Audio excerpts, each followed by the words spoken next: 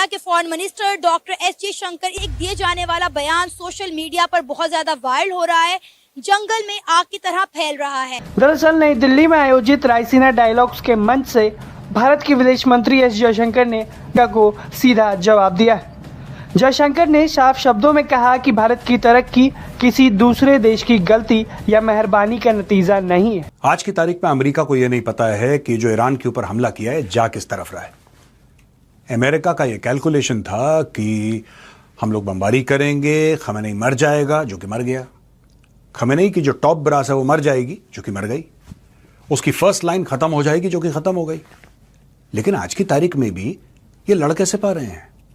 ये जो लगातार दर लगातार ballistic missile, cruise missile, drone, इन सब से हमला कर रहे हैं, वो कर कैसे रहे हैं? जो डॉक्टर जयशंकर ने सीधा सीधा अमेरिकन को ये कहा है कि we have red lines. India ने अपने पांवों पे खड़ा होने का फैसला कर लिया। We are not going to compromise that. अब ये अमेरिकन पे डिपेंड करता है कि अमेरिकन क्या करें। जो चाइनीज इंडिया को मशवरा देते थे कि if you will give bully an inch he will take a mile, लगता है इंडियन समझते हैं कि हमने अमेरिका को इंच भी नहीं देना। सो ये एक चीज है। वो कहते हैं ये चाइना के ऊपर ये कानून अप्लाई नहीं होता, ये इंडिया के ऊपर कानून। अब अफगानिस्तान के मिनिस्टर की तरफ से स्टेटमेंट आया है, अगर काबुल पे अटैक हुआ तो उसका जवाब वो इस्लामाबाद में अटैक करके देंगे। मतलब जहां मैं रहती हूँ, मैंने लाहौर भी तो है, कराची भी तो है, पेशावर भी तो है, कोयटा भी है, कितने शहर है पाकिस्तान में। आपको सिर्फ इस्लामाबाद ही दिखा, लेकिन कोई बात नहीं, होता है, बड़े बड़े देशों में ऐसी छोटी छोटी बातें होती रहती है। तो जी अब जी कहा यह जा रहा है अफगानिस्तान की तरफ से कि अगर अब काबुल में अटैक हुआ तो उसका जवाब इस्लामाबाद में दिया जाएगा। भारत अपना भविष्य खुद तय करता है और उसकी विकास यात्रा अब रुकने वाली नहीं है। दरअसल ये पूरा मामला उस बयान से शुरू हुआ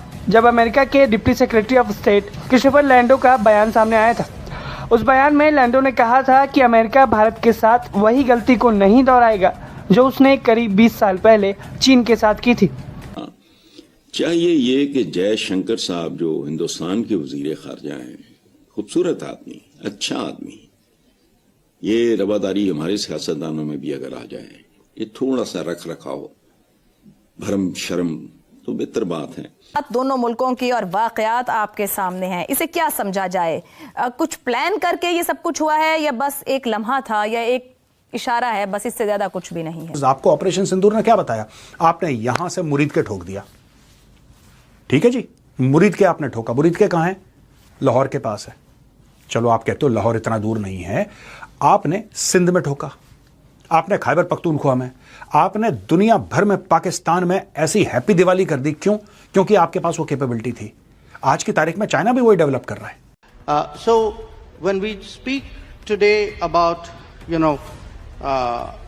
the rise of countries, I also want to end with that point. Rise of countries are determined by the countries. The rise of India will be determined by India. It will be determined by our strength, not by the mistakes of others. So let me stop there.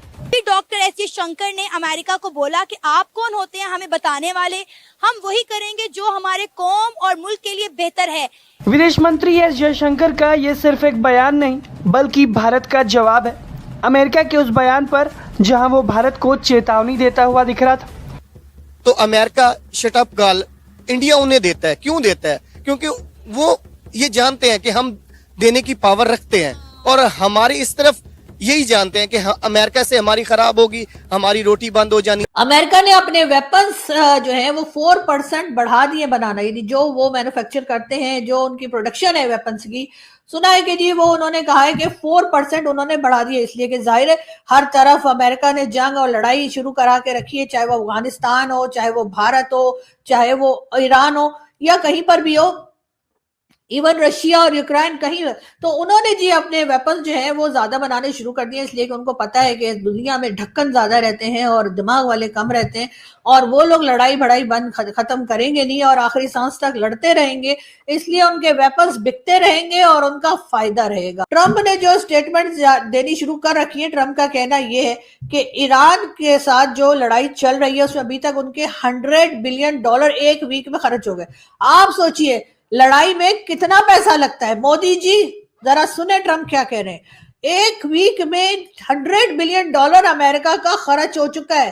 तो मैं PM Modi से भी request करूंगी कि please आपने अगर operation 2, 3, 4 कुछ सोच रखा है तो अभी आराम से बैठिए। एक तो हम बिजी बहुत है, हर तरफ तो हमने लड़ाई झगड़ा कर रखा है। दूसरा ये कि इतना पैसा आप क्यों जाया करेंगे, अपना वैसी दोस्ती यारी रखिए हमारे साथ और पैसा बचाइए, कल काम आएगा।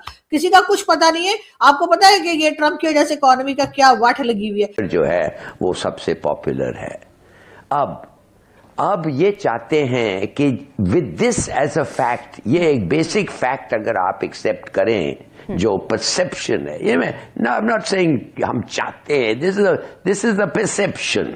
तो अगर ऐसा एक परसेप्शन है तो इन लोग कैसे रहेंगे पावर में भाई?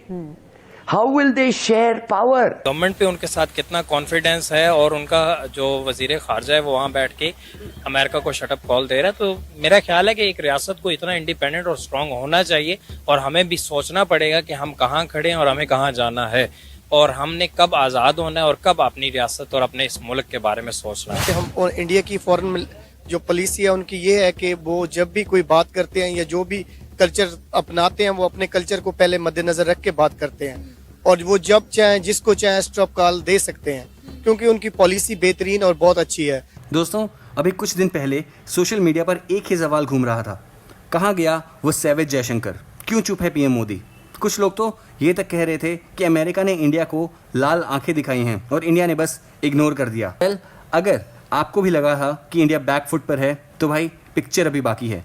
जयशंकर जी ने माइक ड्रॉप मूवमेंट दिया है। उन्होंने सबका मुंह बंद कर दिया है जो इंडिया के अगेंस्ट एजेंडा चला रहे हैं। दोस्तों, एस जयशंकर जी ने एकदम क्लिस्टर क्लियर वर्ड्स में समझा दिया है कि आज का इंडिया किसी के दबाव में नहीं आता। जब हम राइज ऑफ नेशंस की बात करते हैं तो ये किसी दूसरे देश की परमिशन से नहीं होता। अमेरिका या कोई भी वेस्टर्न पावर हमें लेक्चर नहीं दे सकती।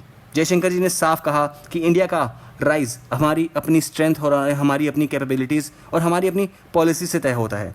ये जो आंख दिखाने वाला नैरेटिव है ना, ये सिर्फ उन लोगों के दिमाग में है जो इंडिया को नीचा दिखाने का मौका नहीं ढूंढते, इंडिया को नीचे झुकाने का मौका ढूंढते रहते हैं। बट जयशंकर जी की डिप्लोमेसी इतनी शार्प है कि वो बिना शोर मचाए भी ओपोनेंट्स को लिटरली धो देते हैं। दोस्तों, हमारे पड़ोसी देश भी काफ़ी ज़्यादा इस चीज़ पर ख़राब हो रहे हैं। काफ़ी झूठा प्रोपेगेंडा फैलाना और फेक न्यूज़ को हाइप देना, ये उनका काम है। जैसे पाकिस्तान मीडिया रोज़ एक नया किस्सा लेकर आ जाता है कि इंडिया के साथ ये हो गया वो हो गया, पर एंड में होता क्या है? कुछ भी नहीं। उनका हर प्रोपेगेंडा फ्लॉप शो बनकर रह जाता है। दोस्तों, ये लोग इंडिया के ग्रोथ से डरते हैं। जब पीएम मोदी और जयशंकर जी की ग्लोबल स्टेज पर इंडिया को डंका बजता है ना इनका, तो इनकी नींदें उड़ जाती हैं। ये लोग मौका ढूंढते हैं कि कब इंडिया को ग्लोबल लेवल पर एम्बेरस किया जाए, पर डॉक्टर एस जयशंकर ने इनकी सारी प्लानिंग पर पानी फेर दिया है। तो मोरल ऑफ द स्टोरी ये है कि इंडिया किसी से डरता नहीं है, बस अपनी स्पीड से आगे बढ़ रहा है। हमारी डिप्लोमेसी अब डिफेंसिव नहीं बल्कि प्रोएक्टिव है। आपको क्या लगता है कि डॉक्टर एस जयशंकर का ये स्टाइल इंडिया को ग्लोबल सुपर पावर बनने में हेल्प करेगा या हमें फिर थोड़ा और सॉफ्ट हो जाना चाहिए? अपने व्यूज़ नीचे कमेंट सेक्शन में ज़रूर बताइए। और अगर आपको वीडियो अच्छा लगा हो तो वीडियो को लाइक और चैनल को सब्सक्राइब करना ना भूलें। मिलते हैं अगली वीडियो में। जय हिंद।